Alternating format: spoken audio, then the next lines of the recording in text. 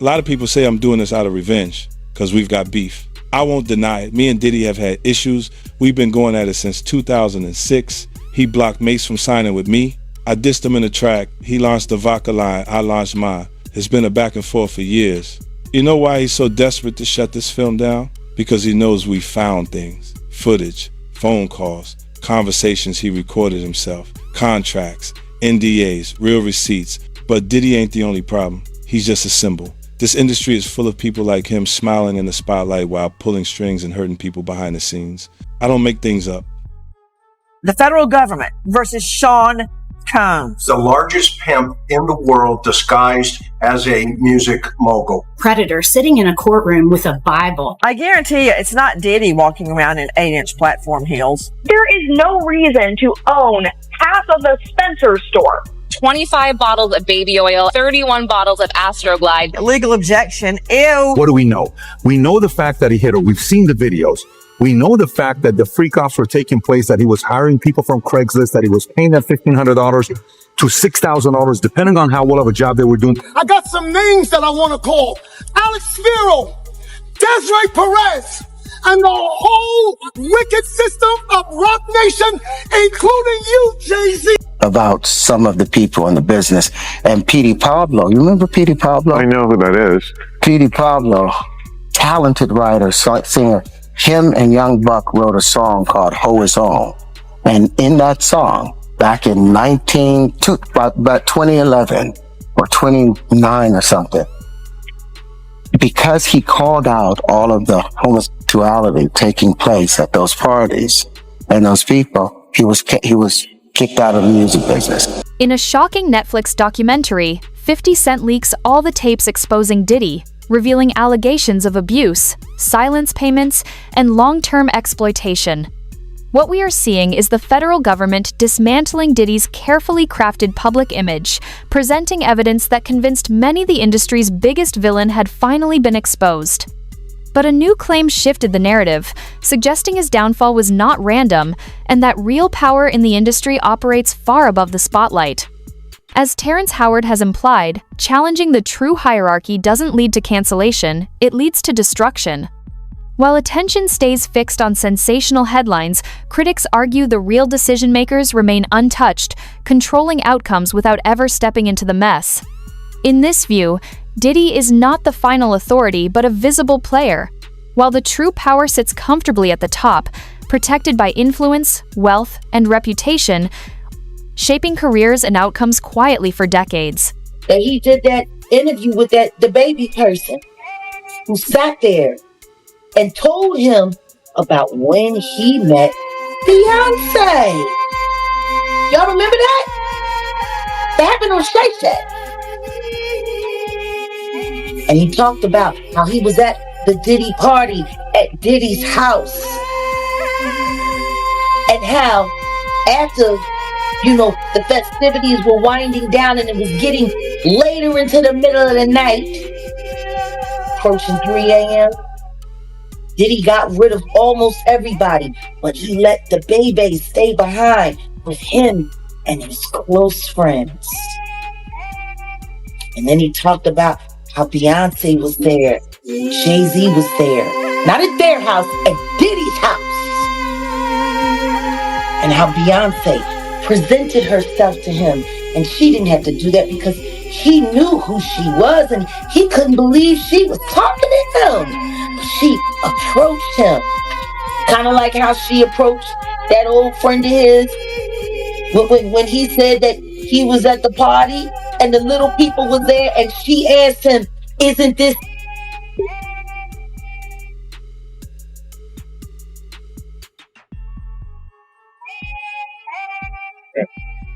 My.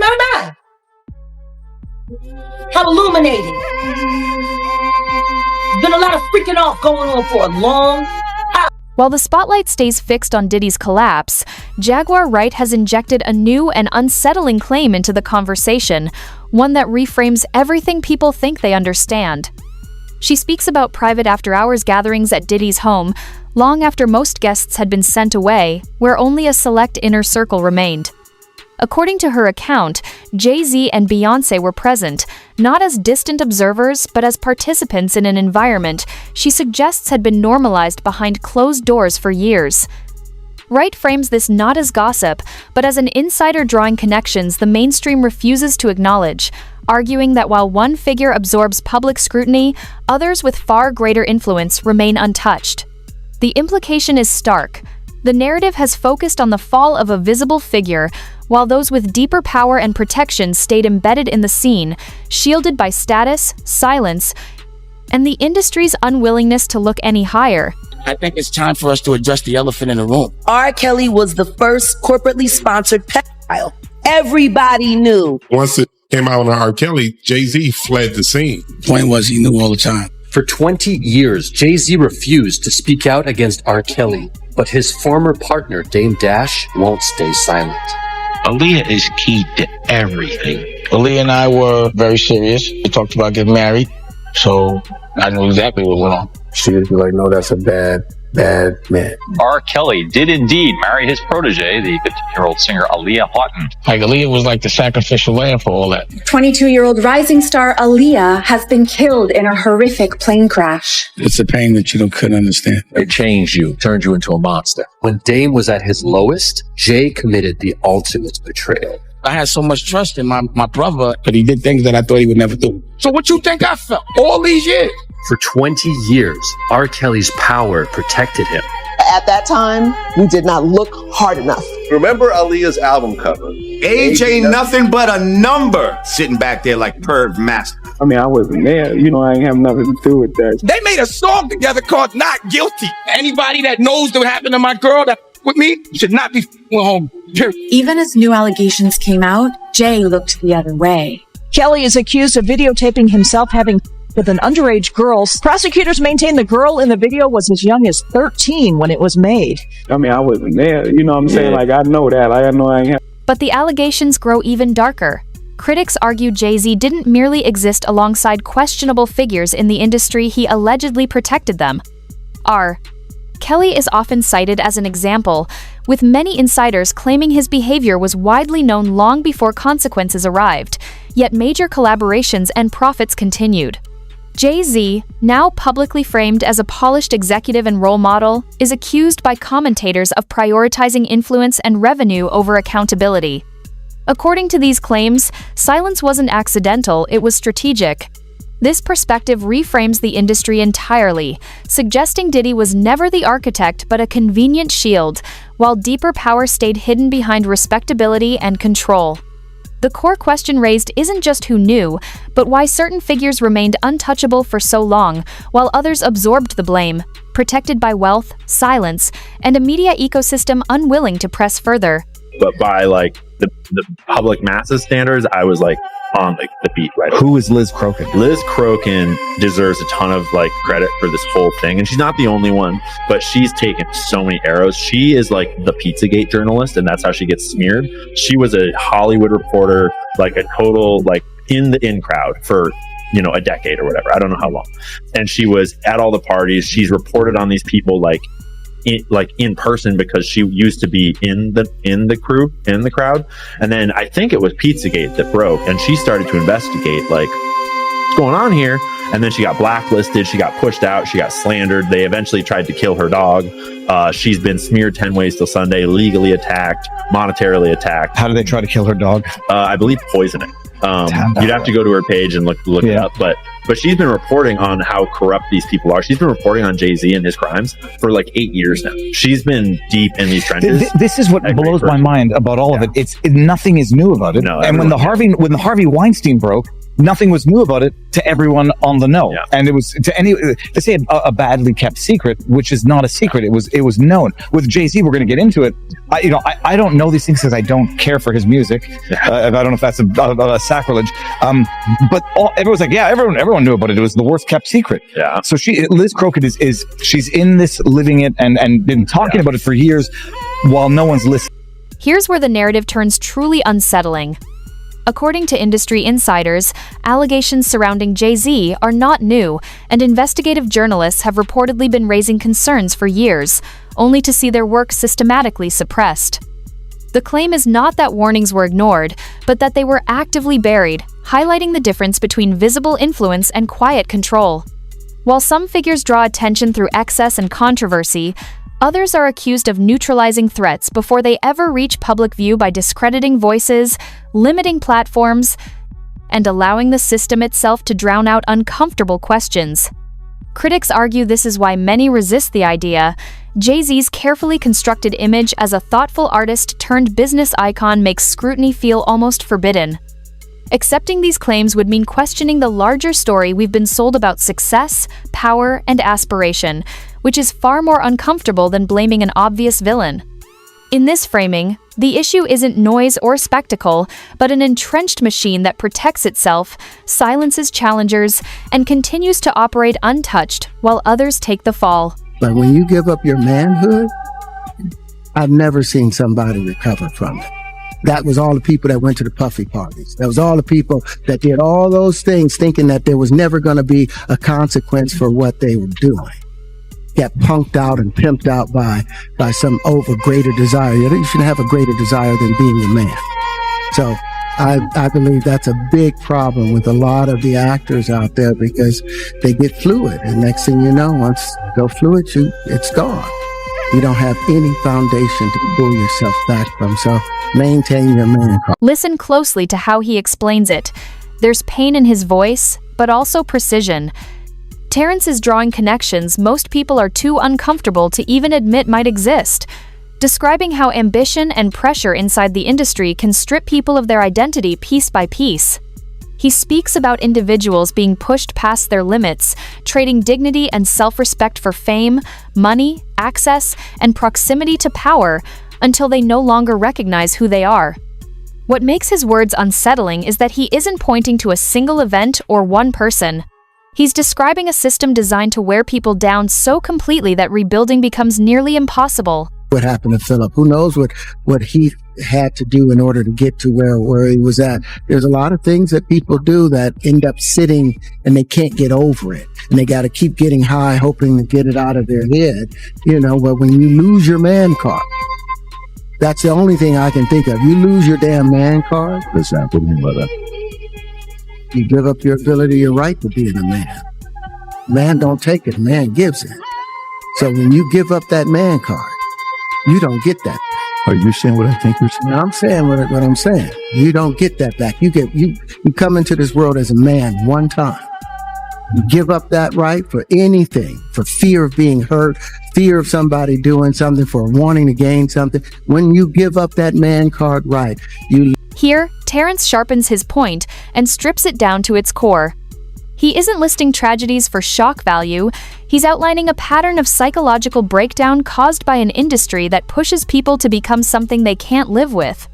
He describes how substance use becomes less about excess and more about escaping the weight of irreversible choices made in exchange for success, access, and survival. What makes his insight powerful is the idea that this system doesn't rely on force alone. It works by pushing people to willingly surrender their identity, then trapping them with the knowledge that they chose it. In that framework, control isn't physical, it's psychological, and once someone's sense of self is broken, they can be used to pressure others. Terrence's conclusion is clear. This wasn't random chaos, but a learned system, designed to protect those at the top by turning damage into a cycle that sustains itself. Did you ever have the opportunity where you got invited and you said no to it? Hell yeah.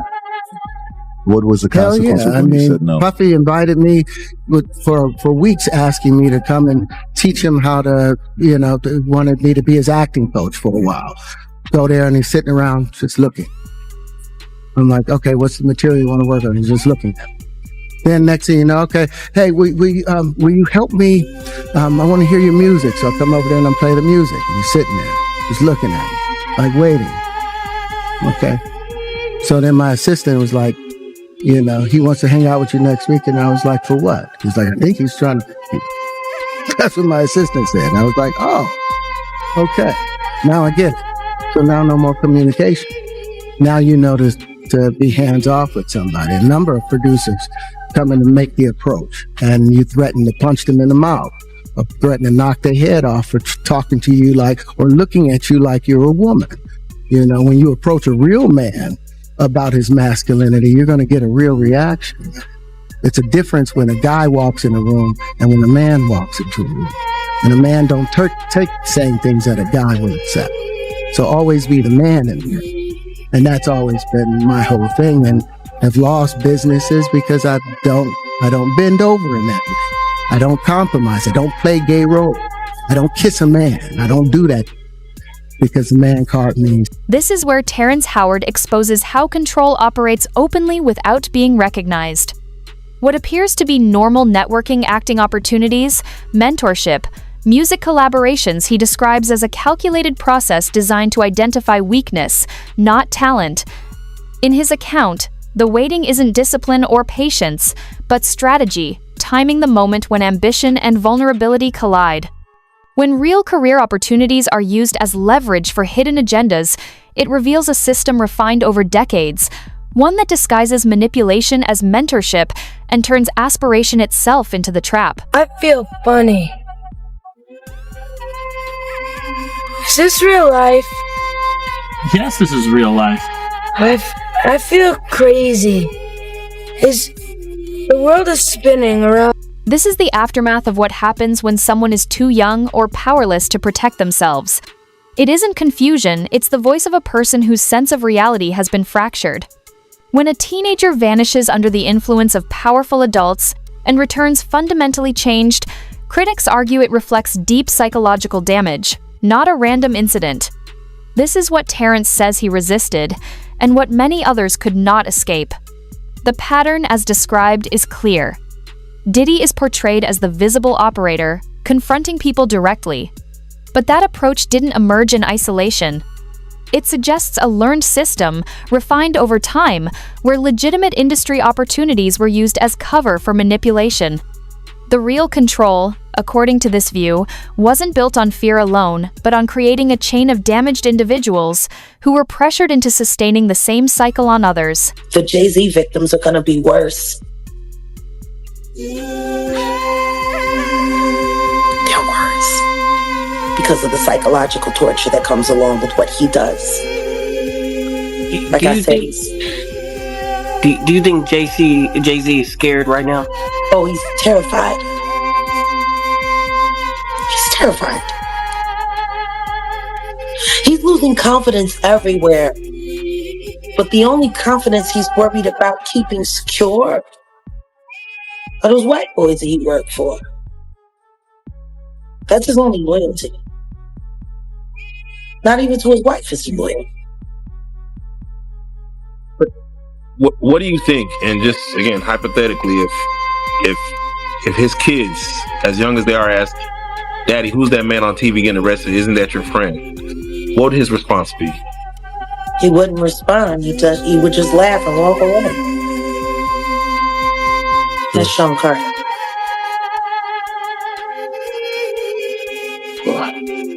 He doesn't own up to anything.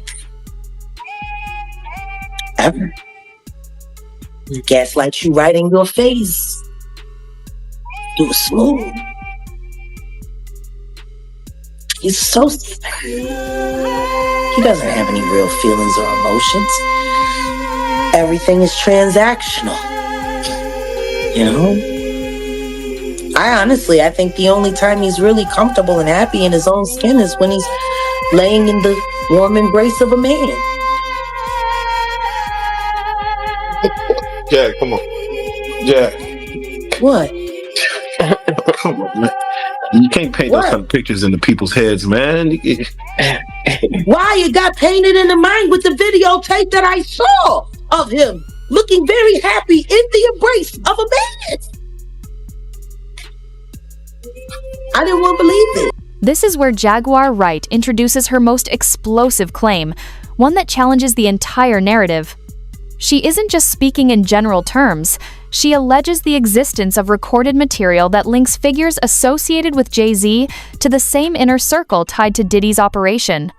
The more unsettling assertion is that their connection extends far beyond business, suggesting a long-standing relationship built on shared risk and mutual exposure.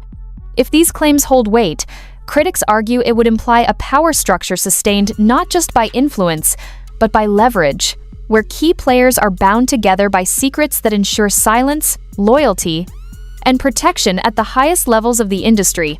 Speculation and put on your own brand of tinfoil, but it's hard to distinguish the line between politics and culture in today's world, especially when you think about like the Taylor Swift endorsement of Kamala Harris and other such celebrity sort of projections of opinion. And if you think about Jeffrey Epstein, he was really good at swimming through all sorts of powerful circles in Hollywood, in politics, in science. But one place where Jeffrey Epstein would not have been able to swim and create blackmail was in black culture, was in the hip hop and rap industry, which is a very big part of American subculture. And is a very big part of sort of the way that kids grow up thinking about the world and the way that a huge portion of America thinks and votes, as well as spends money. And so from the political angle, there is a huge value to having blackmail in the rap industry. But from a money angle, there's also huge value in controlling the rap industry, because the rap industry is unique in the sense that it is deeply tied to not just a large portion of consumerism, but also to drugs and liquor and partying and the whole way that young people grow up thinking about sort of what is their meaning of life. And that's where you start to get to these kind of wild, darker conspiracy theories that seem to have more and more evidence every year of operations that are specifically designed to corrupt young people's minds, because I can't think of any soil more fertile for a blackmail culture than a culture where kids are growing up into being adults that idolize partying and drugs. Ion Cornell frames this as the endgame few were prepared to consider. In this telling, the issue goes far beyond entertainment scandals and points to a system where influence over artists becomes leverage that reaches into politics, finance, and public opinion. By controlling cultural icons, critics argue, power can be exercised quietly shaping narratives, silencing opposition, and steering outcomes without ever appearing in charge. The claim is that compromising situations were not about excess, but about creating long-term leverage, explaining why certain careers collapse overnight, why some stories never surface, and why the same figures remain insulated despite repeated controversy. What's being described isn't just corruption, but a method of influence built on control, silence, and strategic protection at the highest levels of culture. That everyone is starting to notice things that they didn't notice 15, 20 years ago. Suge isn't looking like the monster that everyone painted him out to be. And Diddy sure ain't no quiet boy. The more we start to uncover things, we're starting to realize that whatever we've been led to believe, it's actually the exact opposite. He is used to having protection. Diddy was used to having protection. And he seems to be operating still on this aura of I'm untouchable. But my speculation only, is that if Jay-Z was committing these crimes 20 years ago, he was committing these exact same crimes 2 months ago. And Diddy was filming all of it up until 9 months ago. There's lots of tapes. Yeah, where is the tapes? I mean, this goes back to... They rated it all, and so someone's got them. And when Diddy's civil suits turned into a criminal charge and he got arrested, that criminal charge is structured as a RICO investigation. And at first they just named Diddy as well as his direct co-conspirators, but it is structured in a way that we commonly see that they do with RICO suits, where they start with the one and then they add to it and they add to it and they add to it over time. And I from what's in that suit, it appears that is the exact same group that has whatever they got from those raids and is that larger picture investigation. And so I suspect that Jay-Z is only a matter of time. The dam is finally giving way. What Jaguar Wright is describing is no longer dismissed as rumor, but viewed by many as a broader reckoning, with people beginning to connect patterns that were long ignored. The same public awareness that brought accountability to previously untouchable figures is now being directed toward the most protected names in the music industry. As perception shifts and scrutiny sharpens, carefully constructed images lose their power, and even those at the top find it harder to remain shielded once collective attention turns in their direction. Next voice. Terrence Howard presents what he sees as a guide to recognizing the damage left behind by the system. When he points to figures like Bieber struggling with thoughts they can't escape, he frames it as the visible outcome of prolonged psychological pressure.